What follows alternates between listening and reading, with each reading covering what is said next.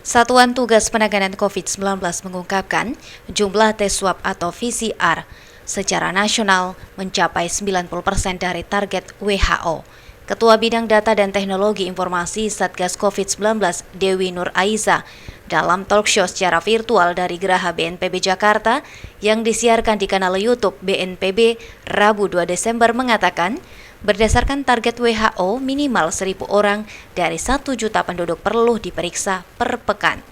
Atas target tersebut, Satgas COVID-19 mengasumsikan dari total sekitar 267 juta penduduk Indonesia, target yang harus diperiksa adalah 267.000 per pekan. Satgas COVID-19 mencatat, Juli 2020 jumlah pemeriksaan PCR nasional Indonesia baru mencapai 30%.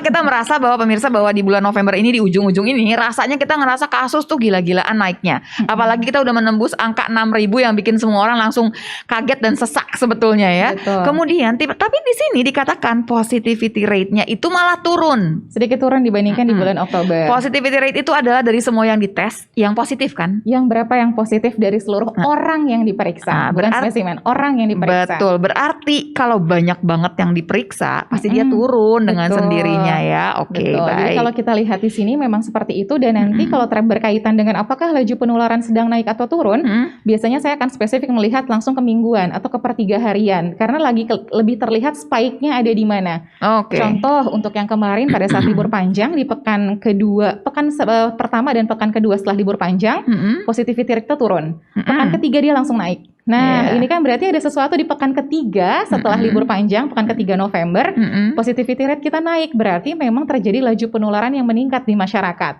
Nah, jadi kalau ini memang angka yang dikeluarkan bulanan, tapi kalau kita mau lihat lebih detail lagi, mesti memang, mingguan. Betul, itu akan lebih tergambarkan. Kadang-kadang Sementara itu, berdasarkan penelusuran di lapangan, jumlah menunjukkan rumah sakit dan laboratorium swasta banyak yang melakukan pemeriksaan, namun kerap tidak masuk dalam laporan yang diterima Satgas COVID-19. Oleh karena itu, Dewi menyimpulkan persentase pemeriksaan PCR di Indonesia secara nasional kemungkinan lebih tinggi daripada target WHO. Tim redaksi melaporkan.